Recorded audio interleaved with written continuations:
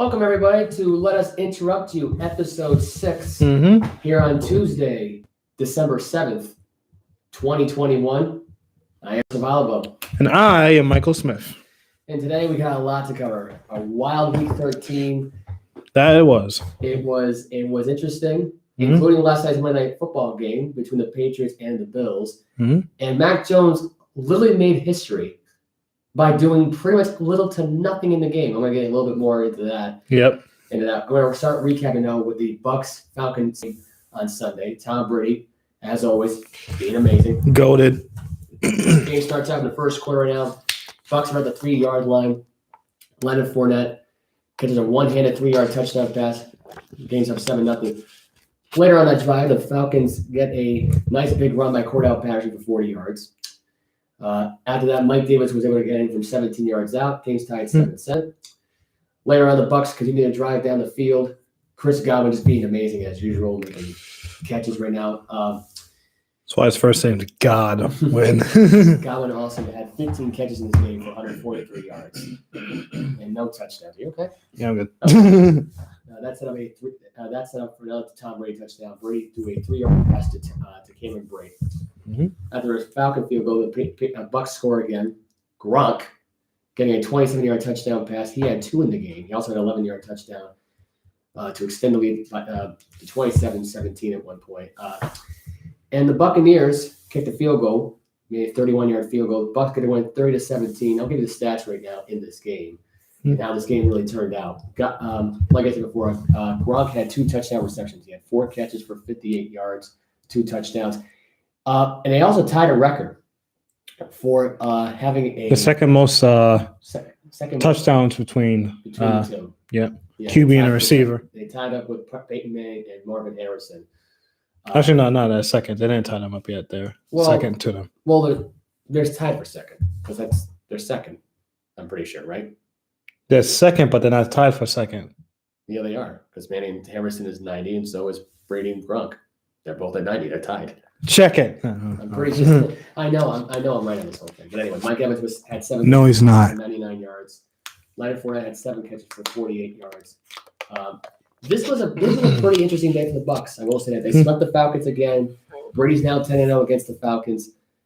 They're getting closer and closer. I think they become the number 1 seed sooner rather than later. I think the Cardinals' days are numbered as a number 1 seed as far as I'm concerned.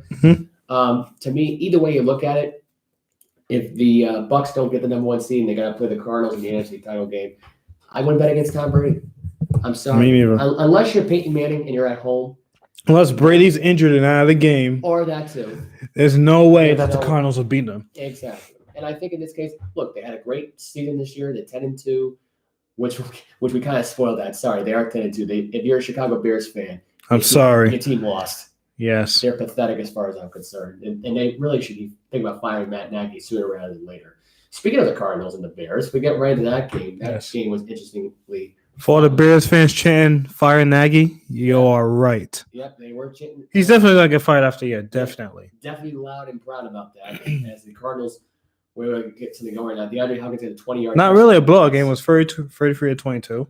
Kind of a way to score, but. It was a ball game. It was sort of a ball game. Not really much of a blowout. Cardinals later on, Kyler Murray went for it on a 4th down, I believe.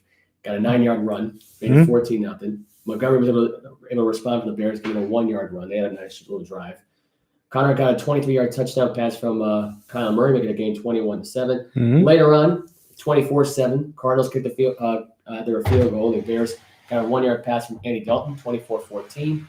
Kyler Murray was able to run it again one more time. The 2-point conversion failed. The Bears were able to score again later on. The Arizona Cardinals get the win 33-22. Sorry, this looks like listening. It's all right. It's the lighting in here. It's not the best. But yeah. Do what you gotta do. That will be upgraded. Yeah, that will be upgraded. Chargers were at the Bengals over the weekend. As a light, still on Joe the face. Burrow and the Bengals looked terrible, man. They looked absolutely terrible. I mean, I for anybody who's an LA Charger fan, I apologize. This was a complete butt whipping. What do you mean? You mean anyone who's a Bengals fan? That's what I just said. You said LA Chargers fan. Yeah, because I picked against them.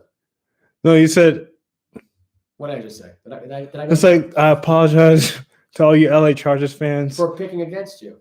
Yeah, you didn't say that. Well, I was gonna say that. The way he said it was like, yeah, I'm sorry, yeah, LA you're right, Chargers you're right. fans for You're right, getting you're your right. ass beat.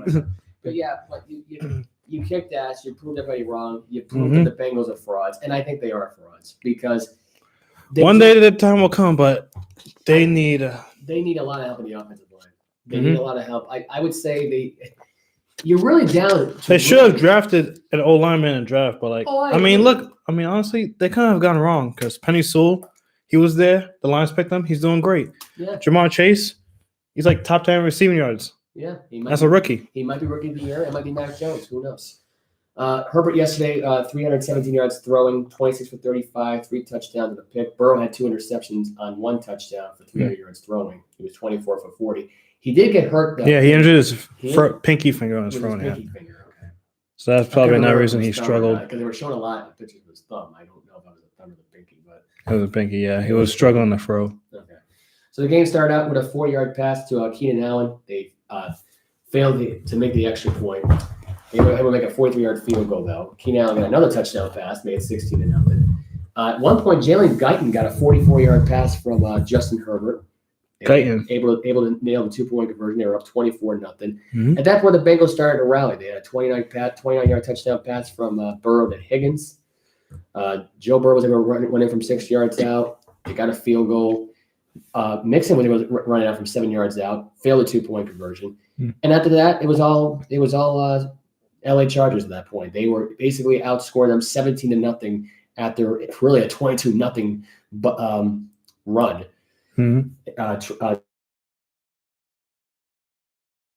Turning for 61 yards. Eichel had a 1-yard run, and Hopkins was able to kick the field goal to extend the lead and put the Bengals away. Chargers win 41-22. And like I said before, the Bengals are frauds. They're not a playoff team this year as far as I'm concerned.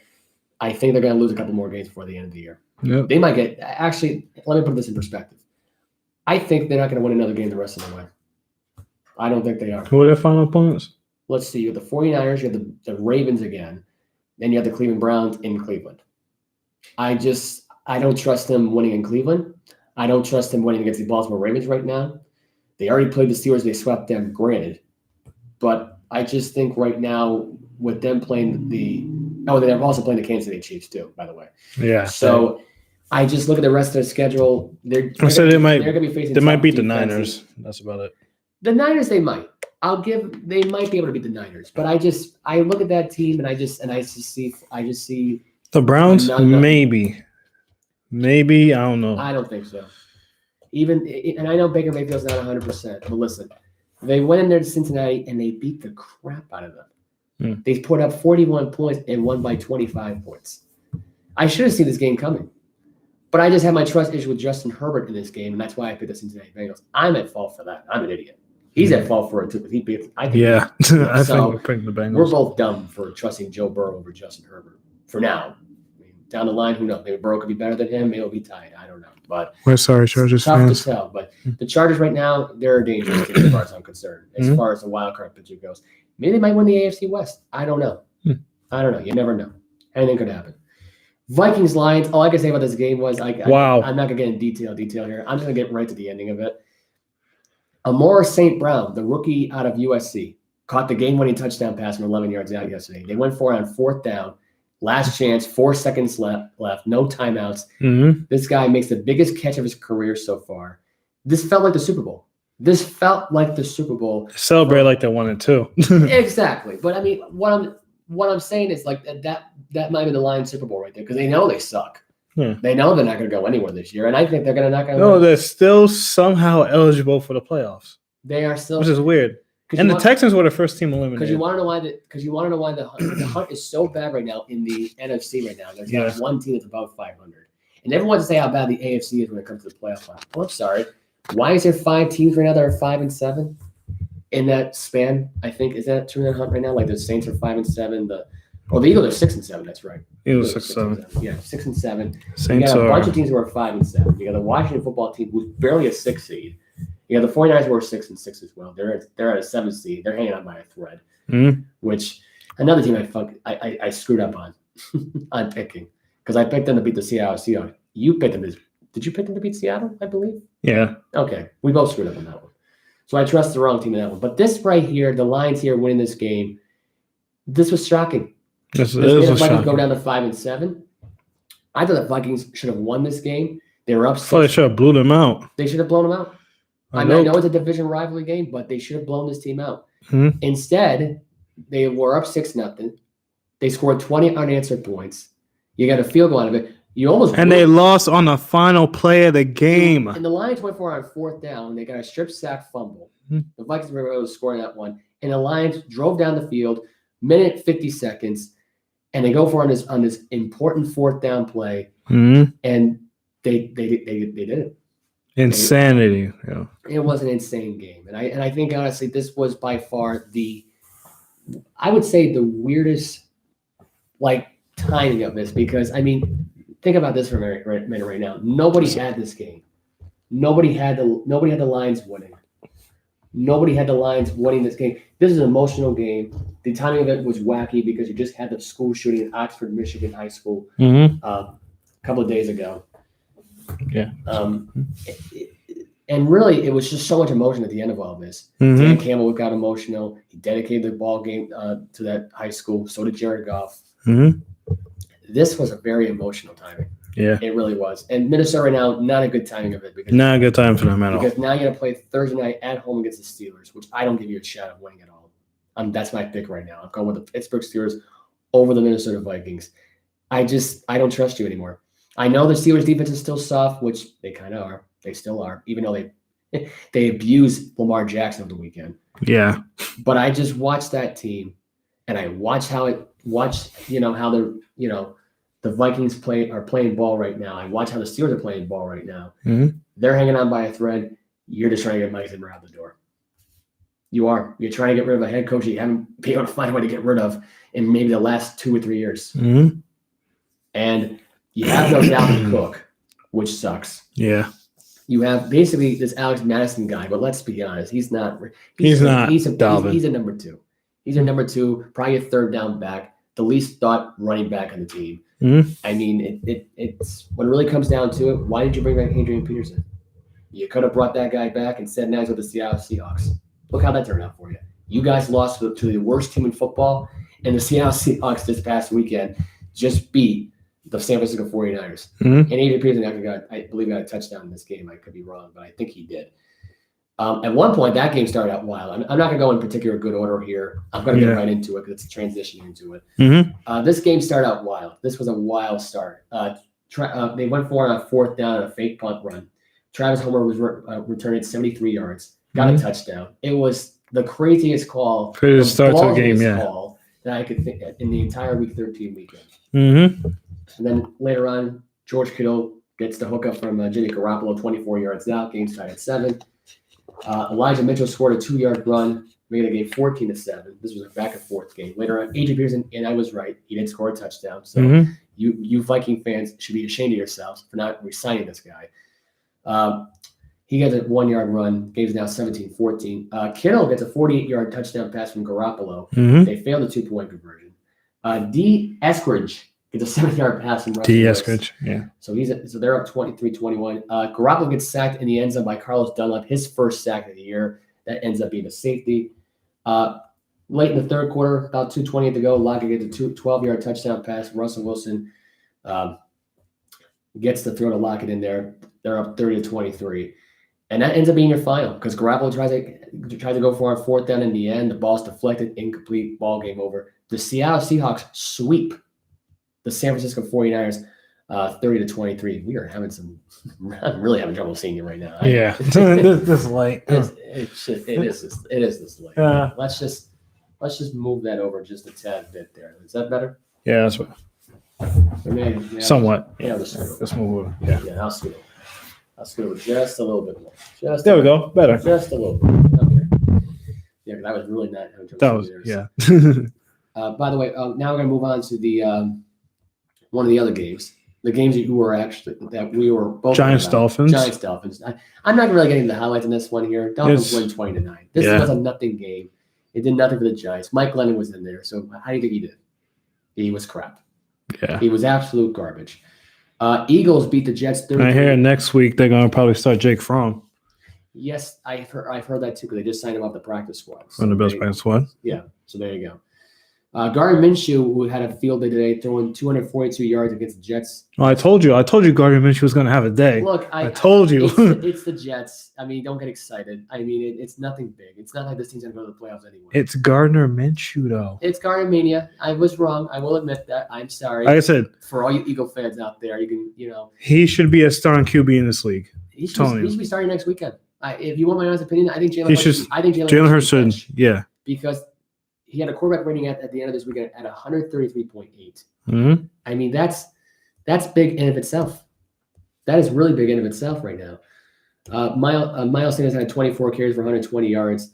Dallas Goedert was the star of this game. He had 2 touchdowns, 6 catches for 105 yards. Elijah Moore had 6 catches for 77 yards for the Jets and a touchdown. Wilson had 2 touchdowns and a pick. And really, we'll get right into it. The Jets took the lead at first. They failed the extra point. Dallas Goedert got a 36-yard touchdown pass. Wilson had a 1-yard run. Goddard had a 25-yard touchdown pass, so he caught back-to-back touchdown passes. So Goddard's becoming a nice little target there for Gardner Minshew. Mm-hmm. Ryan Griffin had a 1-yard pass. Took the lead back. It's 18-14, and after that, the Eagles ran away with it. Kenneth Gainwell got an 18-yard run. Jake Elliott got a 31-yard field goal. Another field goal for the Eagles. Another field goal for the Eagles, and another field goal for the Eagles. So Jake Elliott was the man of this one. I think I'm pretty sure he drilled like 4 field goals. He was 4 for 4 in this game. Mm-hmm. And I was wrong. I was really wrong. I thought the Jets were going to make history and actually beat the Eagles for the first time ever. But it never happened. Nope. And you know something? I actually just started to realize now. Gardner Minshew. Jets to win. That was my mistake. Yeah. Who knows? They might be the Saints this weekend. Who knows? They're playing the Saints this weekend at home. So Gardner Minshew. Colts smashed the Texans in the mouth. Yeah, that was. Swept the Texans. We predicted this to be a blowout too, right? We did. I believe. Yeah, they did. Yeah. Winston didn't really do much in this game. 158 yards, 1 touchdown. Jonathan Taylor was Jonathan Taylor. 32 carries, 143 yards, 2 touchdowns. Jonathan Taylor. This was basically a smash. This was an ass whooping. It was an ass whooping. That's basically what it came down to. It was basically Jonathan Taylor. Jonathan Taylor's game. He had a 1-yard touchdown run, a 3-yard touchdown run. He had some big runs in the game that set him up. Deion Jackson got a 3-yard run in this game as well, and just really a backup running back that just happened to be there. There was no I don't think Hines was even in the game, really. I don't believe. Mm-hmm. But the Texans were just no good in this game. They were absolutely no good. I believe Davis Mills came in for Tyrod Taylor at one point because Taylor was 5 for 13. Mm-hmm. He was no better though because Davis Mills was 6 for 14. Pathetic. Jonathan Taylor. Pathetic performance as far as I'm concerned for the Houston Texans. That's like just the effort of it was just not there. Just Jonathan Taylor. Washington football team. All I gotta say about this one was, I told you about the Raiders. They are always gonna let you down. I don't know why you picked the Raiders to win this game, but you did. I picked Washington, so shut up. I picked Washington to win this one. Washington, I knew was gonna win this game from the get-go. Gardner Minshew. What? I don't know. No, Gardner Minshew didn't trade teams, so don't worry, Eagle fans. You still have him. No, but this game, for now. Yeah. Well, I think he's sticking around. I hate to say it. That was. If they don't stick with Jalen Hurts, then they would definitely should go with Minshew. I think Jalen Hurts' time is up. I think they lost confidence in that guy when he threw 3 picks against the Giants a week and a half ago. So and that's for real. The Eagles weren't 100% sold on Jalen Hurts to begin the season. That's what I'm saying. So I think here this was a big legit win for the Eagles over the weekend here. For the Washington football team, it was a legit win because. Here's your story. Heineke was 196 yards throwing. Okay, not a great passing yards. We'll get it who had the worst weekend pretty soon. So don't worry, it wasn't Heineke. He had 196 yards passing, two touchdowns, 1 pick, 23 for 30 throwing. Given had 23 carries for 88 yards. Josh Jacobs only had 13 carries for the Raiders for 52 yards and a touchdown. Hunter Renfrow went off. 9 catches for 102 yards. Unfortunately, he didn't get a touchdown in this game. Nobody got a touchdown receiving in this game, really. Let's be honest. Yeah. For the Washington football team, though, except for Logan Thomas, 3 catches for 48 yards and a touchdown. And unfortunately, he did tear his ACL in that, so he's going to be gone for the year. He's done for the year. That's going to suck big time for the Washington football team. That's a big loss right there. You know, it is what it is. He got the touchdown pass. His only touchdown pass in the game for 7 yards out. Not the only touchdown pass for Heineke, of course, but the only touchdown catch. I don't know why I said pass. I'm sorry. Anyway, this game was all about the Raiders basically just joking. And this really what it really came down to. They had a chance in the fourth quarter. They were down 14-6, got a 1-yard run from Josh Jacobs. Then they had another field goal. And then with about 37 seconds left, Brian Johnson had a 48-yard field goal, the game-winning field goal. Washington gets the win. They're 6-6. They are the number 6 seed in the NFC playoff picture. They win 17-15. I told you so. I told you so. Anybody out there who believes in the Las Vegas Raiders after this should be ashamed because they are just choke artist teams. They are the Dallas Cowboys of the AFC. They are always going to find a way to let you down. I think Dallas is actually doing pretty good this year. And Dallas is doing a lot better this year, you know? And the Las Vegas Raiders, granted, they just came off a couple weeks back of having probably the game of the year on Thanksgiving Day. But that was Thanksgiving Day. What have they done since then? They've done nothing. They've done nothing. Nothing at all. So, to me, I just look at this Las Vegas Raider team and say, they're garbage. They're garbage. They don't have a real head coach there. That guy, that interim coach will go soon. He ain't going to stick around. Derek Carr's playing his heart out, but he has no weapons. Their defense is not that great, although they limit Washington to 17 points. Yeah. I mean, but in the hell, Heineke 196 yards passing. But Derek Carr, he's got no weapons. You're down to nobody. Waller really is probably your best target. And, you know, and Hunter Renfrow, maybe too. But if you think about it, you lost when Ruggs was gone, that was it. That was your season right there. That was your season. That was your season right there in a nutshell. Arnett, he was already garbage to begin with. So, him being thrown off the team for carrying around a weapon, that's just him being an idiot. Yeah. So, in my opinion, Ruggs did what Ruggs did. Exactly. We don't need to repeat. We're not going to repeat that. Yeah. Jacksonville beating the Los Angeles. I'm sorry. LA. Whoops. Sorry, Jacksonville. This was another game we said this is another blowout. Sorry, this is another game we said we'd be asked. Jacksonville, I psyched you people out. I actually gave you people hope, but you probably didn't watch this game because you're probably ashamed of your team. But the Rams won 37-7. This was a complete butt whipping. The Rams owned you in this game. Yeah. They completely destroyed you in this game. Game started out with a 10-0 start, really, for the Rams. Really, they scored quickly. Aaron Donald forced a fumble. Rams was able to recover it and led to a touchdown drive with Sony Michel running in for 5 yards. Let me say for you Jaguars fans, #save Trevor Lawrence. #fire Urban Meyer. #fire Urban Meyer. Really? Yeah. He's the problem. Anyway, at one point, the Rams hit another field goal with 13-7. They hit another field goal with 16-7. Cooper Kupp got a 29-yard touchdown pass in the third. Van Jefferson got a 2-yard pass in the third, made it 30-7. And then Odell Beckham Jr. got his second career touchdown, or second touchdown of the season. Right. With the Rams. Yeah. Sorry. I don't know why I say career. Correct. But you know what? He's getting back his old rookie form down there in LA. You gotta look at it like that. He's getting a little springy, getting a little jumpy. I like it. It's too bad they gotta lose to the Cardinals this Monday night, but it is what it is there. Unless you think the Rams are gonna beat the Cardinals. That might be a trap game. I don't know. It might be a trap game. Well, I don't know. A trap game to me usually means there's a subpar team that's trying to play spoiler, but in this case here, it's like the Rams are not a subpar team. They were probably one of the best teams to start out the season. Really, let's be honest. I mean, they really were. They were really in contention of really going undefeated until the Cardinals stopped their momentum and won by 20. So that was early in the year. Ravens Steelers. The only thing I can say about this game was that what the hell is John Harbaugh thinking? Why are you going for 2 when you have a chance to go to overtime? When you had a chance to tie it. Yeah. And granted, you have more overtime, like more. And it was like no weather problems. Like the weather was fine there, right? Oh, it was fine. Yeah. Why didn't you just go for the field goal and tie it? Exactly.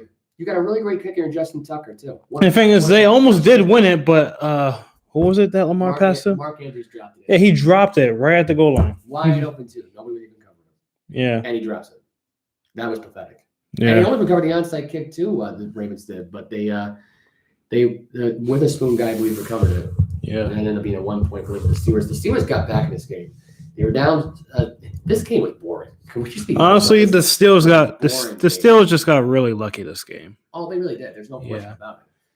They got a 29-yard touchdown pass. We're going to fast forward to the fourth. It was 10-3.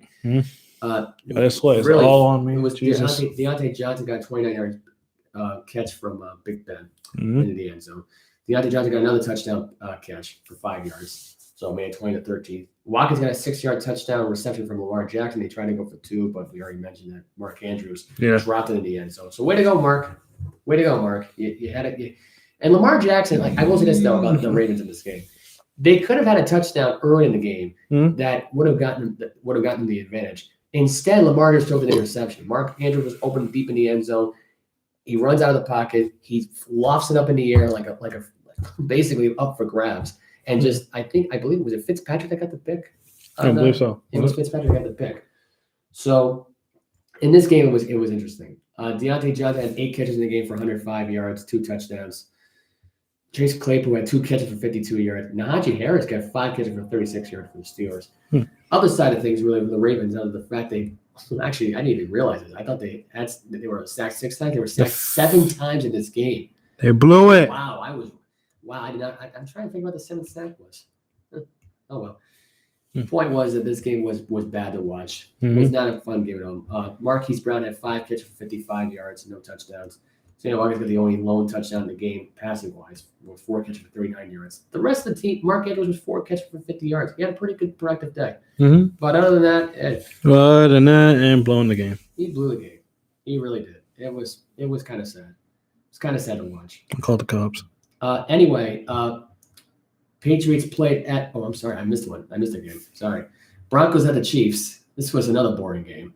I mean, this game. Let's be honest. This is a game where Patrick Mahomes did nothing. Yeah. 15 for 29 in this game, 184 yards in a pick. Really, Denver lost this game when they had a 20-play drive, and they went for it again on 4th down for the 3rd time. This was just all defense. It really was. All defense. It was all defense in this game. And honestly, I can't even say it was all defense. It was just really the Denver Broncos just being stupid. Yeah. They had long drives down the field. The problem was you got Teddy Bridgewater as your quarterback. Yeah.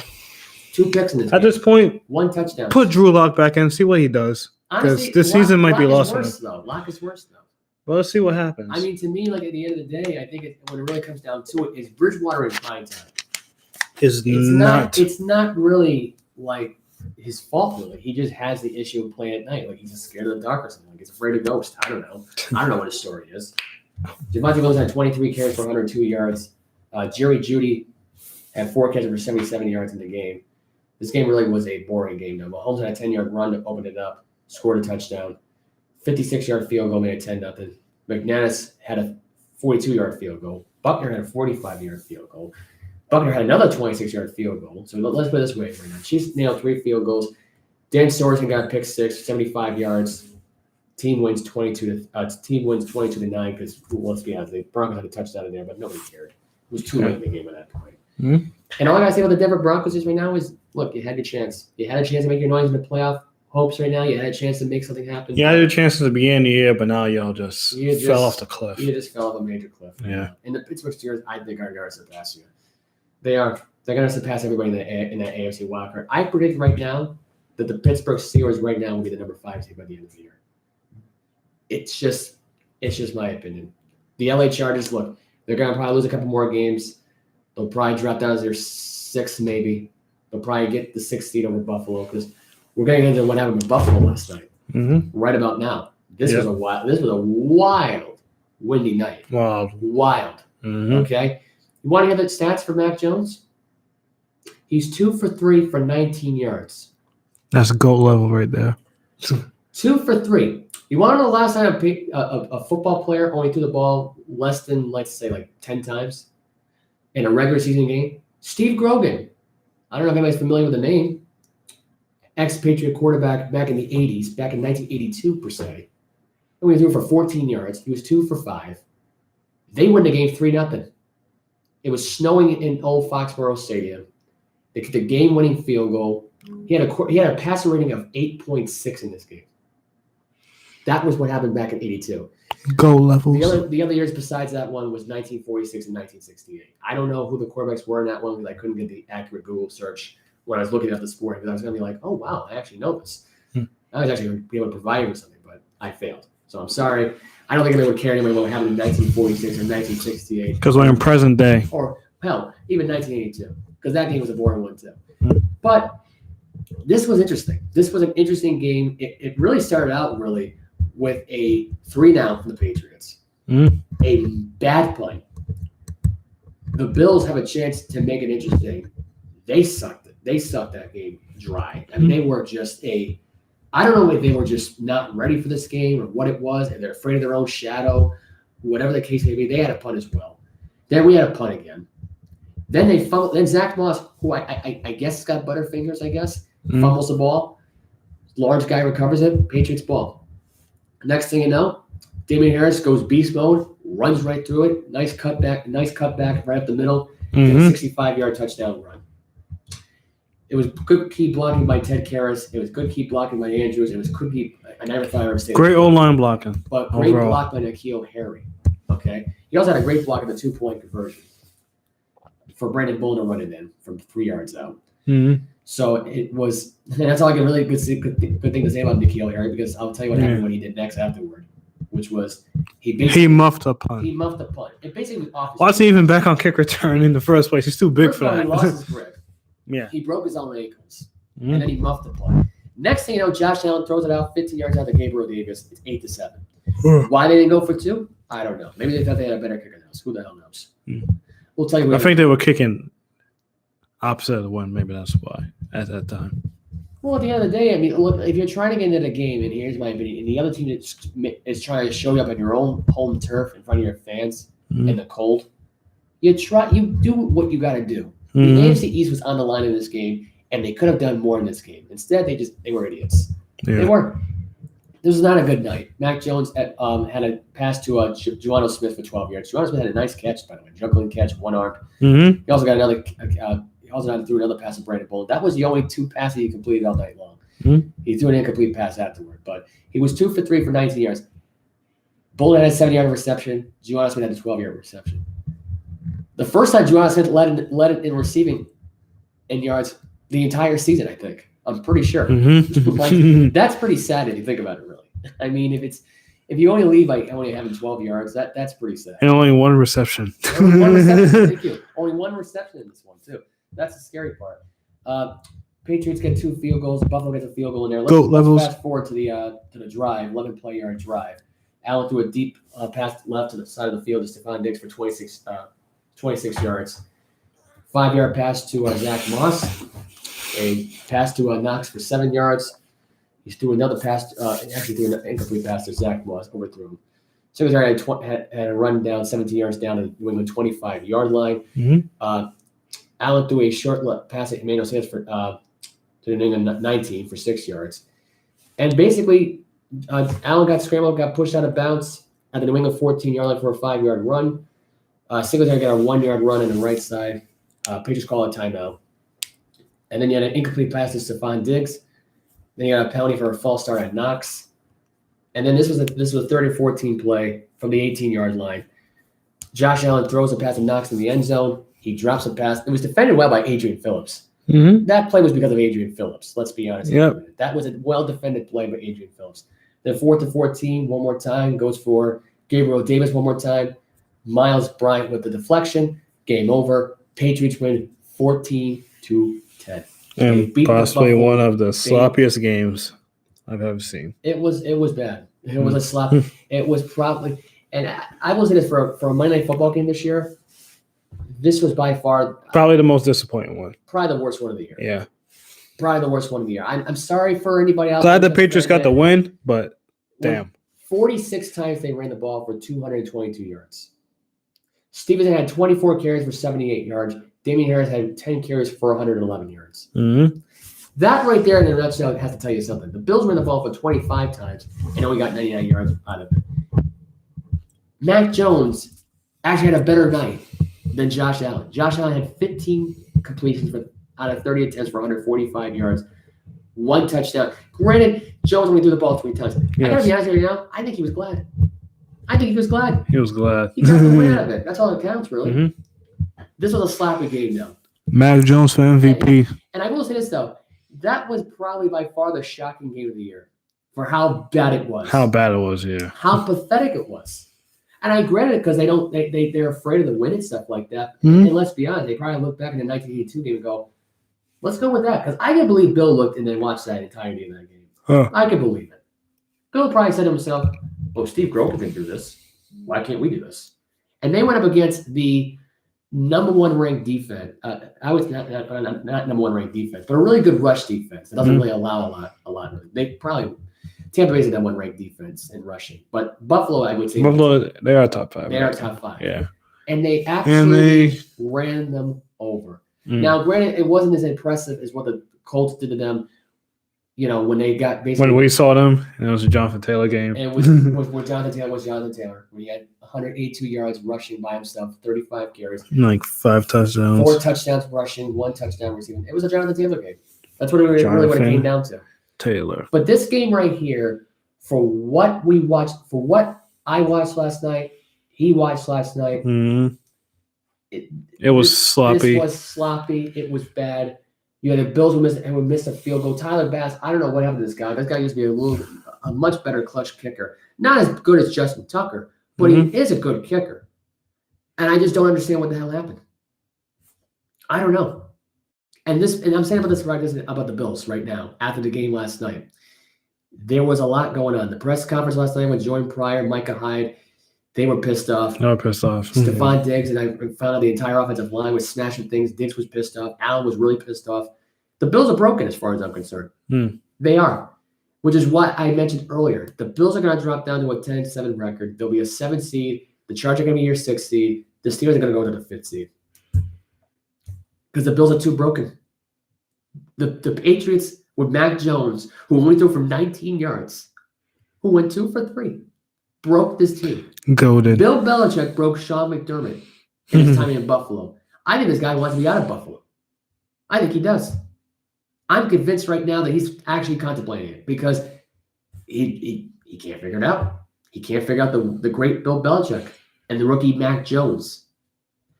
I doubt that, but you should have been more prepared in this game. This is a home game. Your division was on the line in this game, and you blew it.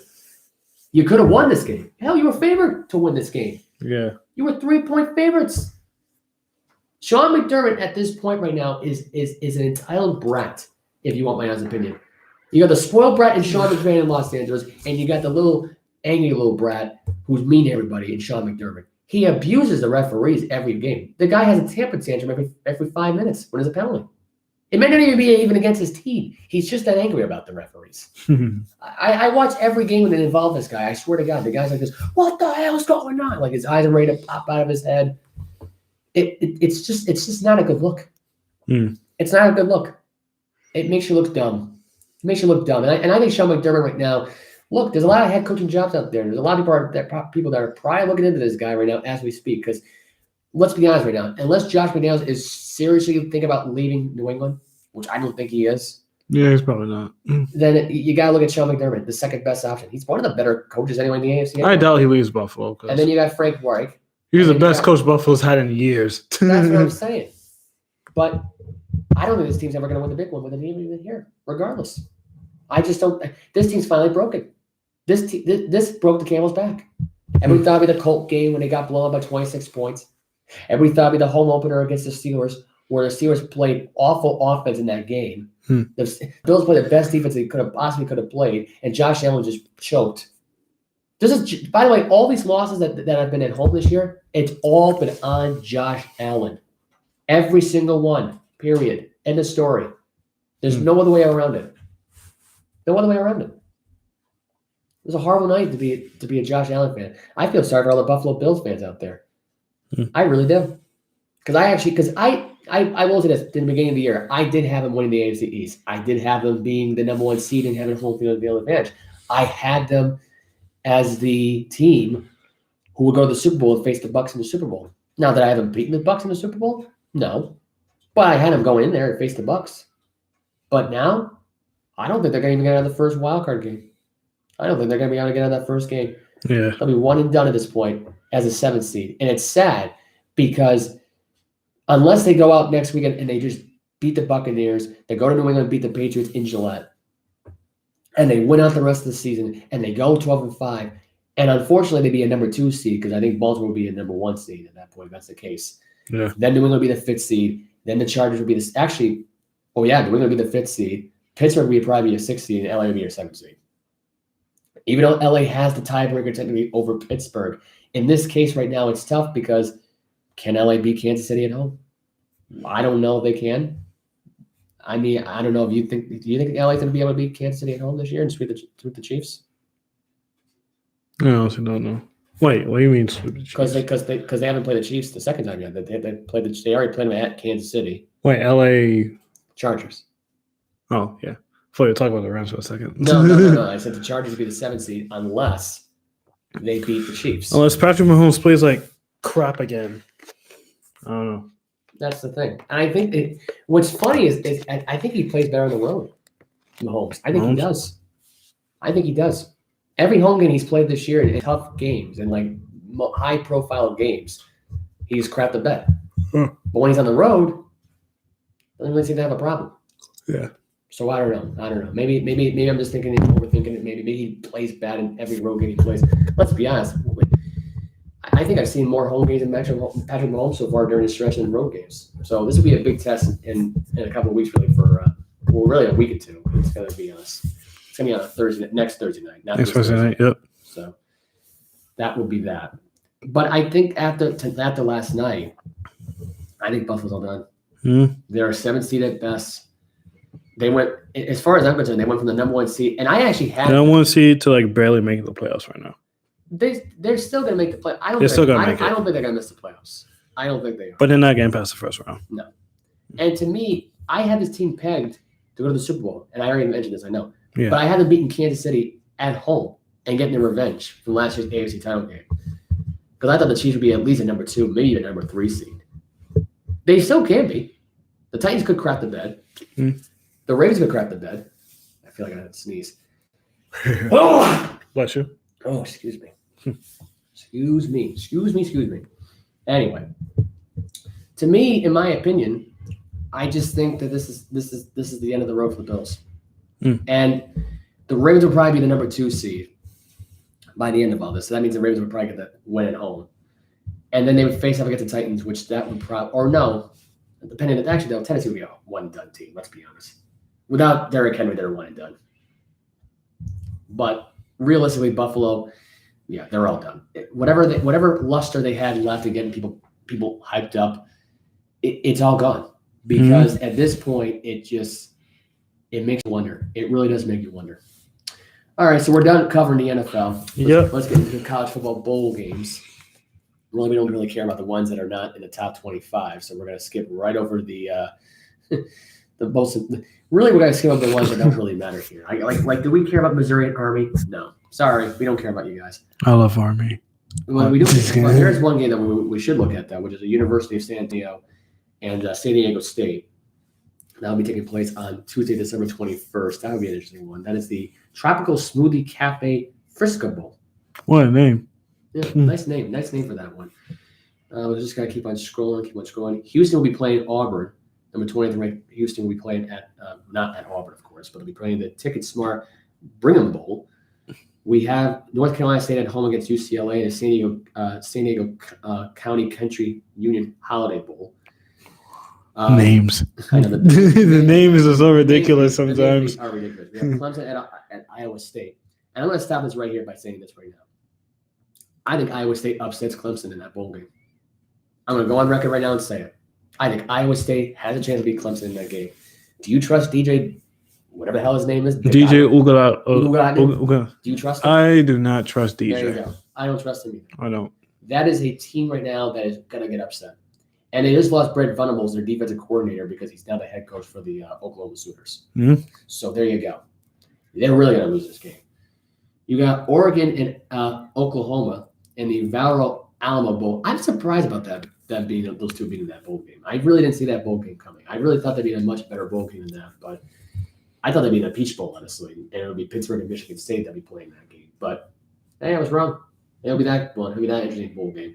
I think, and we just found out. I found out that Kavion Tadable, I think I might have just botched the last name, but whatever. The DN for Oregon is going to be entering the NFL draft. And well, not that, but we already knew that. But yeah, he won't be playing the bowl game, and he will be the Mario Cristobal because he is. And as of right now, he still is projected to be a top 5 pick. Yes, but the former head coach, I should say, for Oregon, now coaching for Miami, won't be coaching that game. Thibodeau won't be playing in the game. So it's tough because Oklahoma got a better offense. Yeah. They do. This might be an Oklahoma win. I'm sorry. And Oklahoma's already a 5-point favorite going into that game. Pittsburgh and Michigan State in the Chick-fil-A Peach Bowl. We have Wake Forest playing Texas A&M in the Tex Slayer Gator Bowl. We have Central. They're not ranked, so we don't care about Central Michigan or Boise State. We have Cincinnati and Alabama in the college football playoff semifinal. That'll be the Goodyear Cotton Bowl Classic. Cincinnati is 4th ranked, the 13-0 taking on Alabama, who's the number 1 ranked team. And they killed Georgia, which, I mean, people were picking. And Georgia's number 3, I believe. Georgia is number 3, taking on Michigan, number 2. They are playing the Capital One Orange Bowl. In the PlayStation Fiesta Bowl, we have Oklahoma State taking on Notre Dame. So much for my prediction of Oklahoma State being the number 4 ranked, or being in the 5th. Well, I had them in the college football playoff, but I was wrong. So that's not happening.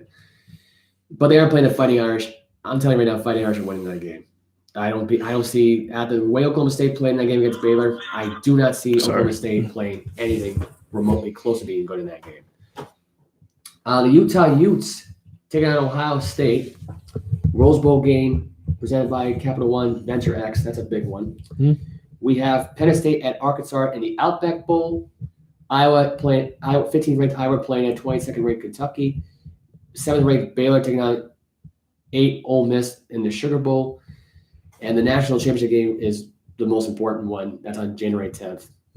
But that is it. But we got to see the play. As far as seeing top 25 ranked teams scheduled for a bowl game. So much for really anybody else caring about the unranked opponents, because nobody cares about them. Nobody does. Or unranked. Those bowl games are just completely useless to me. They really are. I mean, there's not really much there to talk about with those teams, really. There's just isn't. Boo. Yeah. Boo. Just boo them for not being ranked. Boo. Yeah, exactly. It's life's not fair. It's just the way it is. Call the cops. I actually wanted to cover this one real quickly right now because there was hockey on last night. The Pittsburgh Penguins destroyed the Kraken last night, 6-1. Kraken. The Vancouver Canucks beat the LA Kings 4-0. Dallas Stars beat the Phoenix Coyotes 4-1. I should say the Arizona Coyotes, but let's be honest, they're trash either way. Iowa Senators won a shootout against the Devils 3-2. Capitals won in a shootout 4-3. And the Avalanche beat the Flyers 7-5. So I wanted to bring up this particular one game up because I actually do care about this, and I want your opinion on this, Mike. Do you think Seattle is more of a football town, a basketball town, a baseball town, or a hockey town? Well, they don't have basketball anymore, so. No, I know, but they're basically thinking about bringing it back, which they definitely could bring back the Seattle Supersonics. But I will say more of a football town because, you see how wild the games be. I agree. The 12th man in Seattle. I 100% agree with that. The 12th man will always be. Doesn't matter if the team sucks or not. The crowd is lit, no matter what. Exactly. I thought we were gonna get they sucked this year, and look, the crowd is still lit. Yeah. This year they were 4-8. This year they are dead last in the NFC West. Yeah, they're probably out of the playoff picture. They're not in the playoff. There's no playoff picture for them. They're actually still eligible for it, but do it. But I just can't see them with the Rams. I don't see them doing it. Yeah, and you got to play the Cardinals again in Arizona. I just forget it. Forget about it. It ain't gonna happen. And the Seattle Kraken, as far as I'm concerned, listen, you have an uncool name. Seattle. You know what I found? Wait, are they a new team? They are a new expansion team for the NHL. Yes. Seattle Kraken. Right now they're 9-14-2. Yeah, they are garbage. Wait, have they ever had a hockey team before this? I'm not sure offhand. They may have not have. I don't remember offhand if they did. Point is, hockey's not a town for Seattle. Seattle's a football team. It's all football. I think at one point it was a basketball team. It was until they got rid of the Supersonics, but now it is a football team. You might as well bring back. You might as well go back and bring back the Sox right now if you want basketball back in Seattle. I'm sorry, get rid of Oklahoma City. It's not a fun team. Actually, OKC they could stay. To be honest, honestly, to me, the way to expand and add more teams, bring back Seattle. The way I see it, bring back Vancouver. Don't expand the teams. just get rid of this Thunder team. Every time I look at this team, it looks like a perfume bottle. Like if you had a perfume bottle in your hand, and it's like honestly, OKC was good little nozzle until Westbrook until Westbrook left. I would say it was until Durant left because that was the downfall. But like, that was like the downfall of it when Durant left. But once Westbrook left, it's like okay, now they're done. The reason why they made the playoffs as a 7 seed was because of Westbrook doing everything. Right. He averaged a triple-double. But here's my point, though. Westbrook could have been a lot better, and they could have had a lot more players that wanted to come down there. Westbrook was a lot better. If Durant was around. He did everything for that team. I know, but if Durant was around, they would have had more players in the team. It was really all about Durant and Westbrook in the end because you lost Harden to the Houston. And they had Paul George for a year or two? Yeah. And that didn't work out. 6 or 7. And they had Melo. They were still a 6 or 7. It didn't even matter. Yeah. You got aging veteran players. That's how you got to look at it. You didn't get younger talent. You got aging veteran players. You didn't get players that were in the prime. Honestly, right now, the future does look bright. Shai Gilgeous-Alexander, he's playing at an all-star level. Yeah, but it's just one player on that team. The rest of the team sucks. The rest of the team sucks, yeah. You can't really say like one player isn't going to do it. And to me, unless you're LeBron James and the Cavs in 2007. No, they had playmakers, I think. No, it was just LeBron James. You bring in Zydrunas Ilgauskas in there. You bring in Larry Hughes. If you didn't have those 3 guys, but they weren't like superstars like LeBron James. They were guys. Look at the league right now. It's like guys that were past their prime. But look at the league right now. Almost every team has 2 main stars. And you can't compare LeBron James and Russell Westbrook. Don't even bother to make that dumb comparison. Don't. 2 different players at best. And to me, honestly, Russell Westbrook. But then again, LeBron never averaged a triple-double in a season. Well, let's not start that discussion. No. The point is, we know LeBron's better than Westbrook. We all know LeBron is 100 times better than Russell Westbrook is. Mm-hmm. Maybe 50 times better. Maybe I'm getting a little overboard here, but you get my point. Honestly, if he tried, LeBron probably could have averaged a triple-double. But here's why I bring this point up about the hockey thing. Because the Seattle Kraken sucks. Yes. They should have never brought this team into Seattle. Wait, so is this their first year? Or this is their first year as a Seattle Kraken. They're horrible. They throw fish into the stands here for entertainment here. But wait, really? Yes. They actual fish? They throw actual fish. What the hell? Yeah, some people say it. No, but then again, let's give the benefit. Let's give them the benefit of the doubt. It is their first year. We know every single expansion team in history hasn't been good right off the bat. Well, remember the Jaguars when they first came to the NFL? They were trash. Okay, how about the biggest goal? Their second year, they made the playoffs. They made the Stanley Cup in that first year. Wait, who? Won the Stanley Cup? The Vegas Golden Knights. They lost to the Washington Capitals in the end in the Stanley Cup final. But I think that's different because they had actual. Who's on this team? An actual star player on this team. I'll tell you who the star players are on this team. Because to be honest, I don't focus on hockey. That's his suit. That is my suit. That's right. But I do know some hockey players like Sidney Crosby and Alexander Ovechkin. Yeah. Right now, the coaching doesn't really help. Dave Haskell, I don't think he's that great of a head coach. But I would say who's the oldest player on that team? The oldest player on that team, I believe, is Marcus Johansson, I believe. 31. Who's the youngest? The youngest on this team, I believe, is 23-year-old Morgan. Oh, there's 2 of them that's 23, but Morgan Geeky is the other one. Get younger. Yeah, they are getting too young here in the position. But my point is that there's some star talent on this team. There is some star talent here. And I think the problem is right now is that they have a lousy freaking team. And they got a fan base I don't think really even cares. I don't think they just do. I think they might as well be brainwashed. Because that's what's happened when an expansion team comes in. They don't have much fans until they start to get better. It's not like they don't have that much fans. It's just that the fans that show up, even though because they do pack the Stanford. And also too, it's the city where the team is too. They do pack the fans. Like for example, when the LA Chargers moved. It gives something for Seattle to do. But my point is, it's a football town. They're trying to turn that Kraken team into the Seattle Seahawks. They might as well just call them the Hawks. Seahawks. The Seattle Seahawks.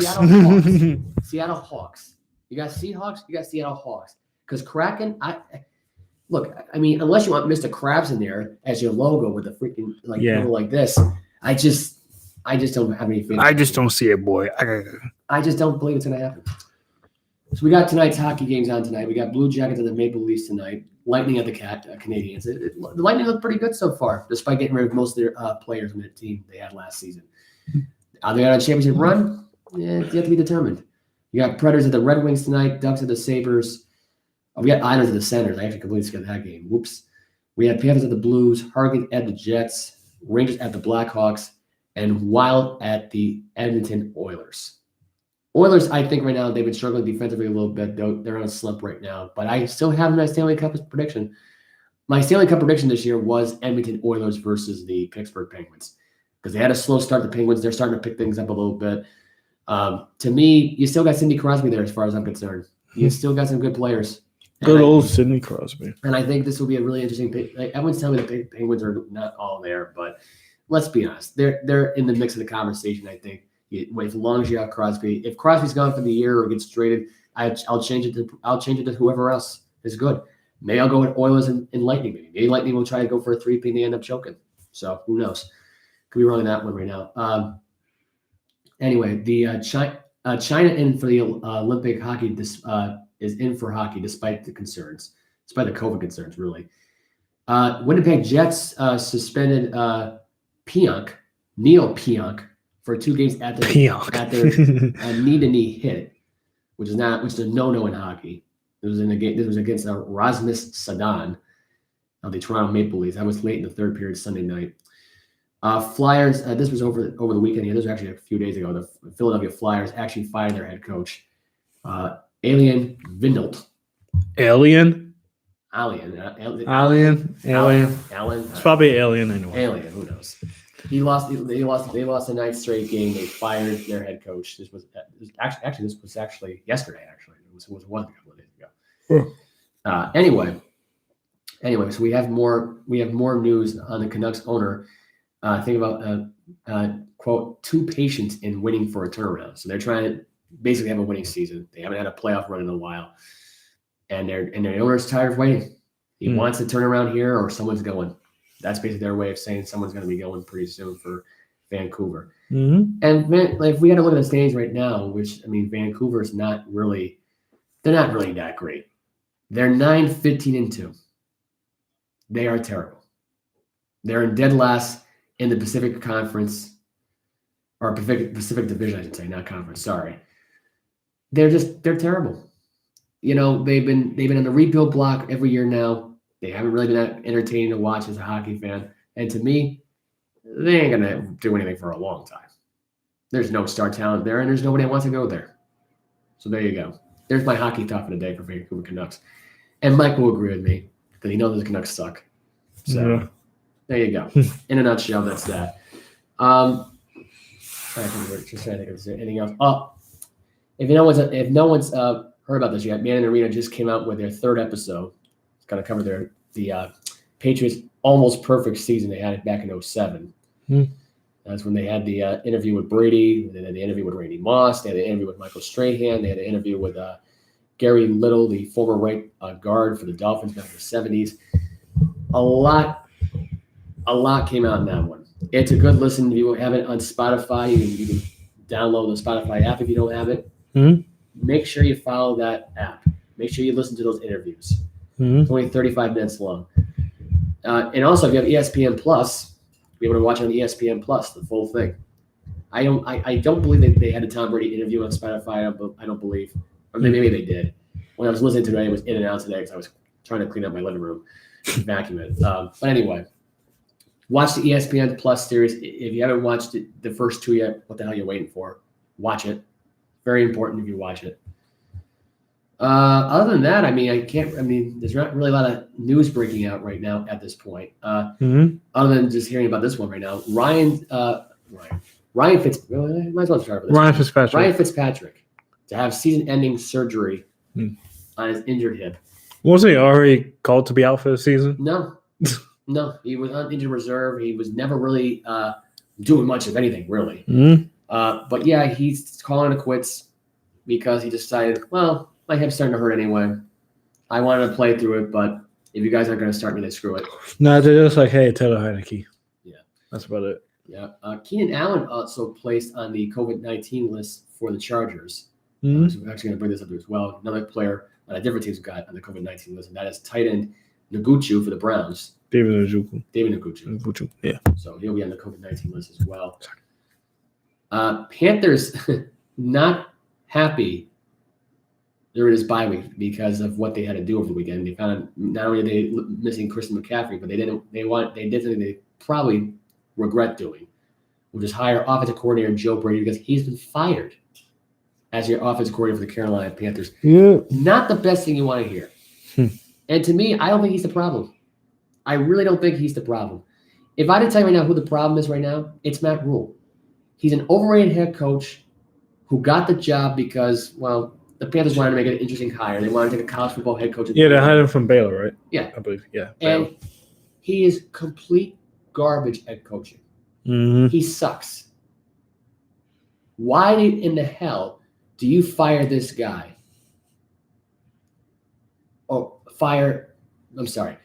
Why did you fire Joe Brady before you fired Matt Rule? And why was Matt Rule even in charge of this whole thing? Who knows? I mean, to me, it makes no sense. Why does he have the hearsay in only 2 seasons with the team? Does that make sense? That makes a lot of sense. Just kind of doesn't. Yeah, for a dysfunctional owner who's too busy kissing Cam Newton's ass right now. Probably changing his diaper as well. But I mean, really, think about it for a minute. Matt Rule is in control of who gets hired and who gets fired, and he should have fired him last year. Why does he sound like Joe Judge here, the head coach for the Giants, who wanted to fire Jason Garrett last year, fired him this past year, obviously 3 weeks ago. I mean, it's pathetic. And he's not even at fault for this whole thing. Christian McCaffrey being injured, that's not his fault. Being injured and being out for the rest of the season again, that's not his fault. Mm. I mean, you're out. I mean, you're injury prone to Christian McCaffrey. That was a risk you knew going into it right now when you drafted this kid. You know, with that big contract, is he trying to take it easy? Is he going to sit out the rest of the year? Going to be opt out and not play the rest of the year? I mean, really, there's a lot of things to consider here. But Joe Brady should not get blamed for this. Yeah. It's stupid if you blame him. You're an idiot for doing it.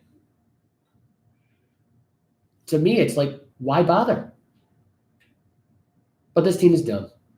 This is a dumb This is a dumb Carolina Panther team. They're not into winning anymore. It seems like. Why even re-sign Cam Newton? What was the point of that? What was the point of paying him $10 million? Anyway. Wait, I thought it was less than that. I thought he got paid minimum to come back. No, 1 year, $10 million for the Panthers. I believe, I don't know who offered a minimum. I can't remember the team wasn't offering a minimum. I think it was the Redskins. The Redskins were looking at him. Yeah, that's true. With Washington, it's the Washington football team. That's true. Not the Redskins. They're no longer the Redskins, Mike. They are now the Washington. They're Washington. Okay, I'm calling them the Redskins no matter what. Look, we might as well just call them the Redskins. Let's just call them the Skins. Well, Washington Skins. You got some skins, right? Actually, that sounds kind of weird calling them skins. Washington Skins. Washington Skins. What was wrong calling them Redskins? Yeah. Think about it. Because people were butthurt. I don't know. No, they're woke. They listen to a bunch of woke people. That's what's wrong with them. I'm not going to go on a woke rant. Obviously, I'm not going to waste my time with that because I'm just not going to bother. Cam Newton, Panthers country. I'm looking at that real quick. But Matt Rule doesn't regret firing the offensive coordinator. I got to be honest with you right now at this point. Oh, wow. It was $10 million. Matt Rule, to me, is an idiot. He's an idiot. If he thinks he's the sole savior for the Carolina Panthers, he's gone after this season. If he ain't gone after this season, then this Carolina Panthers team will never make the playoffs, ever. They'll have Matt. He might as well be the next freaking. They need a better QB. They need a lot of things. Almost everything except for a new running back. They need a lot of help. But Matt Rule might as well be the next Marvin Lewis because if this happens, if they decide not to even go through with the coaching staff right now and just firing this guy, then they're morons. Yep. They are morons as far as I'm concerned. That's all I got to say about that. For that particular subject, for that particular thing. So bring up some NBA stuff that happened over the weekend. Well, really, basically over the yesterday and tonight. The Thunder, who I think they should go be called the Seattle Supersonics again, won last night, ironically, against the Pistons 114-103. The Hawks beat the Timberwolves 121-110. Suns beat the Spurs 108-104. The Warriors beat the Magic 126-95. Clippers beat the Trailblazers 102-90. 76ers beat the Charlotte Hornets in overtime 127-124. Pacers beat the Wizards 116-110. Grizzlies beat the Heat 105-90. Bulls beat the Nuggets and swept the season series 109-97. And the Milwaukee Bucks beat the Cleveland Cavaliers 112-104.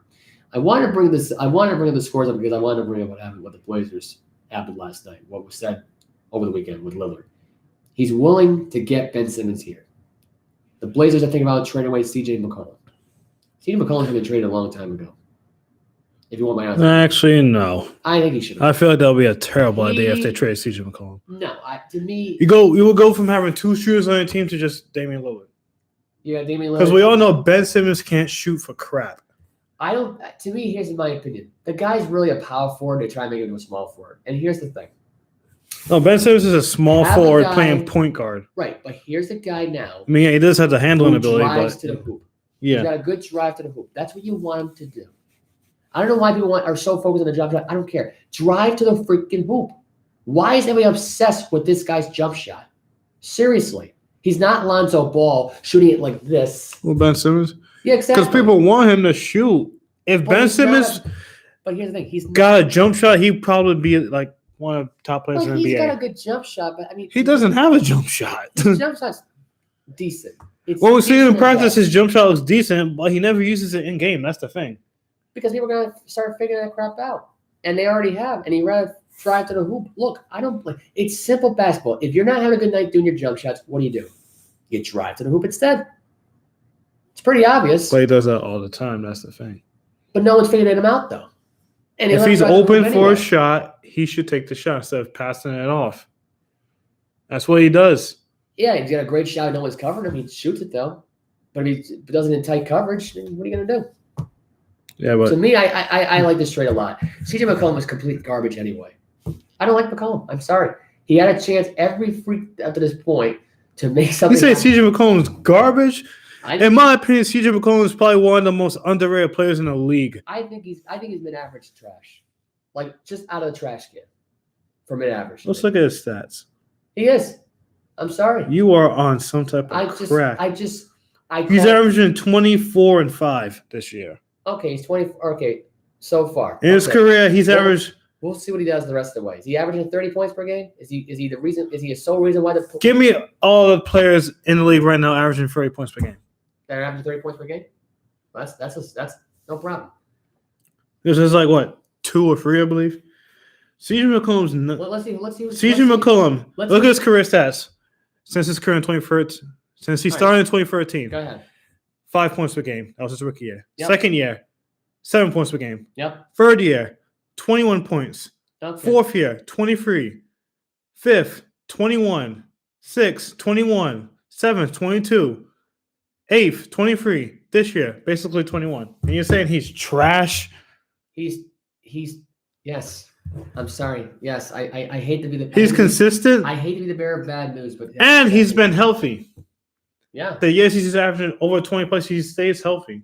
According to this, well, except for last year, well, he was injured. 24th right now. Actually, he's averaging right now 20.6 per game so far. You think he's trash? I think he is. I think Russell Westbrook's better than him. I think if you want my honest opinion, John Morant's better than him. They said John Morant is going off this year. I think Luka Doncic is better than him. Of course, Luka's better than him. I think Durant, Curry, DeMar DeRozan, Trae Young. Of course. I mean, I can Jason Tatum. I mean, I can go on and on here. I can. C.J. McCollum averaging 21 points per game to me. Okay, that's average, mid-average at best. It's not elite average. It's not blow away crazy. It's not going to get the girls in the jacuzzi crazy. It's just not. C.J. McCollum he's basically in Damian's C.J. McCollum. Shadow. That's it. Well, that he is, yeah, definitely. I agree with that. He's stuck in the guy's shadow. He can't get out of it. He doesn't really have any big time games. He doesn't really have any blow away games that make you think, oh. Yeah, so honestly, a trade to another team would work for him because he would be the star focused player. There you go. But trade him for Ben Simmons, I just don't see. I could see it. And to me, Simmons doesn't want to be. In terms of equal value and play, it wouldn't match up. I think it would. You get another piece in there. If you want to give something. It would help the Sixers, yes. But would it help the Blazers? I doubt it. You got Danny Green in there. You got Danny Green. You got Ben Simmons together. You trade away from McCollum and somebody else. You got another piece in there. We'll just have to see what happens. To me, that's my opinion. I just can't see how anybody else could look at that guy and say he's a breakout star. To me, he's just an average player. Well, he's not a breakout star. He's 30 years old right now. 30 years old. His prime's almost up. He's not elite. He's mid-average at best, in the average realm. The only reason he's ahead of Russell Westbrook right now is because Russell Westbrook shit himself in almost every Laker game he's played so far. Which reminds me, the Lakers are playing the Celtics tonight in Los Angeles. Let's go Celtics. Celtics As you can see, yep, we are Celtics fans. this is this right here. Oh, I was putting the wrong things. You put the wrong one. Yep, Celtics will sweep the Lakers tonight. Mm-hmm. And I'm going to tell you this right now. LeBron James, and I'm going to say it again about LeBron James. You're almost done, dude. You're almost done. You know, it's funny. You know, people are going to go out of their way and say, He's on crack, I'm I sorry. think LeBron James this is the end of the road for him. Because he's not motivated anymore. He's not. He's got too many projects outside of the NBA. I'm sorry. If he didn't have as much stuff invested outside of the NBA, like let's think about this for a minute. When he bought the Red Sox back in 2020. Well, so I think I changed my mind. Yeah, I agree with that. He does have a lot of projects, so to me, like a player like a lot of that, investments. a player like that to me that has interests outside of basketball, it affects the game. So to me, like, yeah, LeBron. I agree because that causes a lot of distractions. Yeah. In the organization, in his personal life, Yeah. takes away from his play a little bit. Yeah. But is he done as a basketball player? I doubt that. No, he probably still has. It's not that he has at I'm least not saying his game is bad. 1 or 2 more years as a top player. I'm not saying his game. If he is decides bad. to play like for another 3 or 4 or 5 Right. years, he will fall off. Like, here's my point here. He's not a bad basketball player. He doesn't have bad numbers. I'm not saying the numbers. I'm just saying the interest. In terms of interest, I'm yes. determining the interest of it. I'm not saying he sucks at basketball. I'm not saying he's been terrible. No, I'm just saying he's still a that top he player is- right now. Yeah, exactly. That right now, as it stands today, he's no longer interested in playing the game. And he's tired of being a babysitter for Russell Westbrook. He's tired of getting Anthony Davis motivated. Because Anthony Davis is motivated by getting the stats. I don't think he cares about if this team wins a championship or not. He even said this team is not championship material. Your big time center who you recruited to come to Los Angeles in the first place. I mean, it worked the first year. Yeah. It worked the first year, Worked but the first year. You got eliminated in the first round. And now this guy who I think is just done. And plus, he's not even in shape. People, if you notice the guy, he's not muscle. It's pure blob. Nothing. oh, LeBron. No, Anthony Davis. He doesn't really have a lot of muscle tone. He's got cupcake fat. That's what he got. Yeah, he kind of does. That's what I'm saying. He kind of does. So to me, that's I realize that he does kind of. yeah. All right, so that's the news for those particular games. I'm trying to think if anything happened in college basketball weekend. Oh yeah, that's right. PC. Did I already mention PCU right over the weekend? Did I? Oh, that was Saturday. Oh yeah, you did. I You did. I did. That was Saturday. That was Saturday. I forgot. But yesterday, Texas Southern upset the Florida Gators, 20th ranked, 69-54. Holy moly! That was a game I didn't see coming. That was a big time game I didn't see coming. That was over the weekend. That was last night actually, not over the weekend. Sorry. So tonight's games really not really a lot of interesting ones right now. Although Villanova and Syracuse is probably the only interesting game on tonight. Villanova 6-2, Syracuse is 5-3. I'm not sensing an upset. I'm sensing a close one, but I'm not sensing an upset. I think Villanova wins this game close. That's it in a nutshell. If you're hearing a barking, in the back, barking. That's the neighbor. yeah, that's my neighbor's dog. Yeah. He's trying to figure out what the hell's going on. Mhm. We got UTEP versus Kansas tonight. We got Charlotte versus Arkansas, East Kentucky versus USC. That's pretty much it for ranked matches. Arkansas is ranked 12th, USC is ranked 16th, Kansas is ranked 8th, Tennessee is ranked 13th, and Kentucky is ranked 10th. So that's it for college basketball results. And that's pretty much it for the show. We did a long one here, hour and 14. We're out. Follow us on Facebook. I got class in 15 minutes. Instagram. yeah, you do. Facebook, Instagram. Instagram. You know the stuff. We might start a Twitter. We might. Yeah. We might start on Twitter. Please subscribe to this channel, please. You know what the goal is for me right now? You know what I'm trying to reach right now? I'm trying to get at least 1,000 subscribers. Mm-hmm. Let's make it 1,000, guys. Let's make it 1,001. Don't do it for me. Do it for this face right here. Do it for this face right here. Do it for the Celtics. Do it for the Celtics, man. Do it for This bottle of water. Yeah.